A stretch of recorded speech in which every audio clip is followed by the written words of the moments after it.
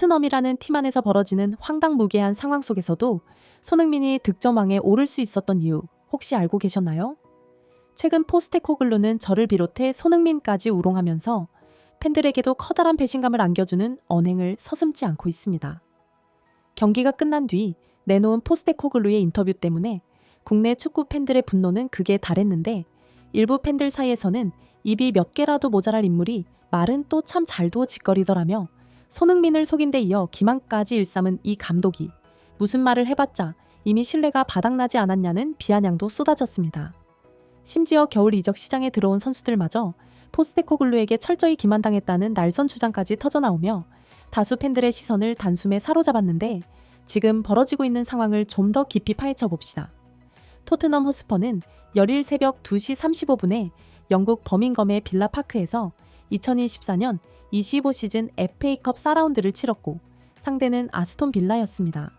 그 직전에 있었던 카라바오컵 준결승 2차전에서 포스테코글루는 리버풀에게 무려 4골을 내주면서 단 한 골도 넣지 못하는 치욕을 맛봤을 뿐 아니라 90분 내내 유효 슈팅조차 없었던 최악의 졸전으로 여론의 질타를 한 몸에 받았습니다. 영국 현지 언론에서는 만약 빌라전까지 패배한다면 토트넘 구단 측이 포스테코글루를 전격 경질할 수도 있다고 전망했으며 궁지에 몰린 포스테코글루가 결국 다시 한번 손흥민에게 의존하려는 행보를 보일 것이라는 비판이 나왔습니다. 여러 전문가의 평가에 의하면 현재 토트넘의 베스트 7 중 핵심 축을 맡을 수 있는 이는 손흥민, 클루셉스키, 포로 정도에 불과합니다.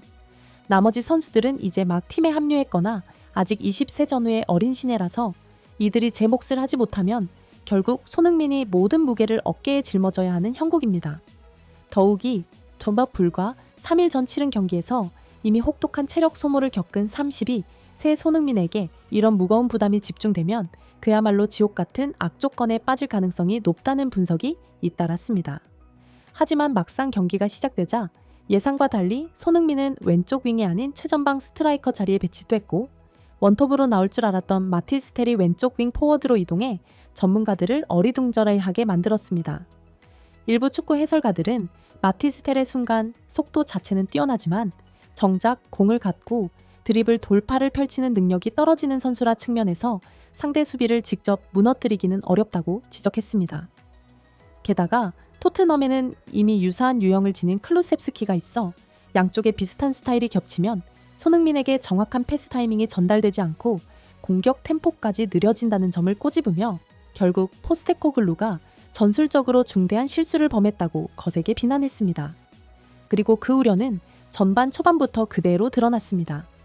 경기 시작 불과 1분 만에 아스톤 빌라에게 허망한 실점을 내주며 선제골을 헌납한 토트넘을 보면서 팬들은 분통을 터뜨렸습니다. 어떻게 상대를 그 누구도 견제하지 않고 저렇게 쉽게 치고 들어오도록 방치했느냐는 원성이 터져나왔고 손흥민은 그런 위급한 상황에서 엄청난 수비 가담으로 전력을 다했으나 클루셉스키를 포함해 중원 대부분이 수비 가담에 뒷짐만 지고 있었다는 사실이 더욱 실망을 안겼습니다. 너무 이른 시점에 골을 내준 토트넘은 충격에서 헤어나지 못한 채 주도권을 완전히 빼앗겼고 전반 20분이 다 되도록 슈팅 한 번 제대로 하지 못하는 무기력한 흐름이 이어졌습니다. 손흥민이 최전방에서 끊임없이 움직이며 답답함을 해결하려 했으나 경기력이 떨어지는 동료들이 제대로 받쳐주지 못해 결국 고립되는 모습이 반복됐습니다. 그래도 전반 7분 무렵 오른쪽 측면에서 클루셉스키가 볼을 끌고 전진하려다 결정적인 크로스를 제대로 배급하지 못하면서 손흥민과의 영예가 무산됐는데 클루셉스키가 공을 무의미하게 오래 끌다 뒤로 돌리는 장면을 본 팬들은 불만을 감추지 못했습니다. 크로스 능력이 떨어지는 약점이 다시금 드러났고 기껏 얻은 공격 기회마저 허무하게 날려버린 꼴이 되었기 때문입니다. 굳은 공기를 조금이라도 바꿔보려는 듯 왼쪽 윙으로 나선 19세 신의 마티스텔이 전방으로 공을 빠르게 투입하려 애쓰는 모습이 포착되긴 했습니다. 그는 손흥민이 침투하려는 타이밍에 맞춰 길게 패스를 띄우려 했지만 상대는 토트넘에서 역습을 노릴 만한 인물이 사실상 손흥민뿐이라는 점을 재빨리 간파하고 의도적인 파울로 백을 끊어놓아 손흥민에게 공이 제대로 전달되지 못하게 차단했습니다.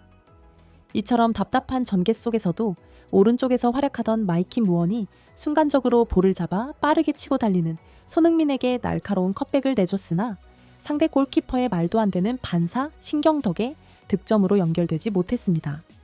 이를 본 일부 팬들은 손흥민답지 않은 실수처럼 보이는데 혹시 결정력이 예전 같지 않은 게 아닐까 라며 놀라움을 표했습니다. 그러나 다른 시각으로 보면 이 상황은 오히려 손흥민의 탓이라기보다 상대 골키퍼가 각을 철저히 좁혀 나와 막아낸 것에 더 큰 원인이 있었다는 분석도 나왔습니다.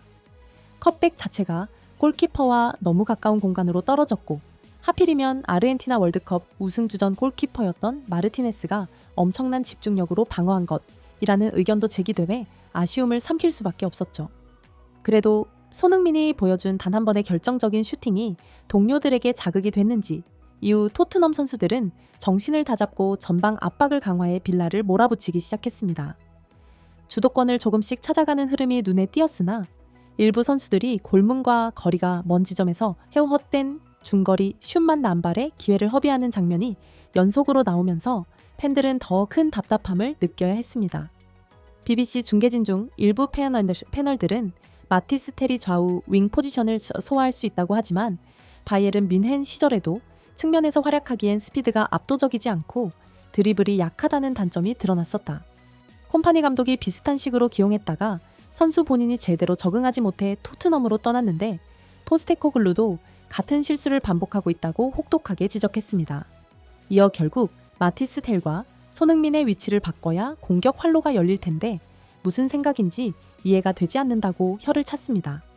그럼에도 포스테코글루는 전반전을 1대0으로 뒤진 채 끝낼 때까지 마티스 텔을 왼쪽에 그대로 고수했고 후반이 시작되고서도 별다른 변화를 주지 않다가 결국 두 번째 실점을 허용하고서야 손흥민을 왼쪽 윙으로 마티스 텔을 중앙 스트라이커로 옮겨봤습니다. 하지만 그 시점은 경기가 거의 종료 직전이었고 전문가들은 이를 두고 소 잃고 외양간 고치는 행동이라며 비웃음을 멈추지 않았습니다. 결정적으로 종료를 1분 남긴 시점에 마티스 텔이 클루셉스키가 띄운 크로스를 살짝 방향만 틀어 넣어일 때 1찬스를 골로 연결하긴 했습니다. 이를 두고 일부 팬들은 마티스 텔은 공이 없는 상황에서 공간을 노리는 센스는 분명 탁월하다.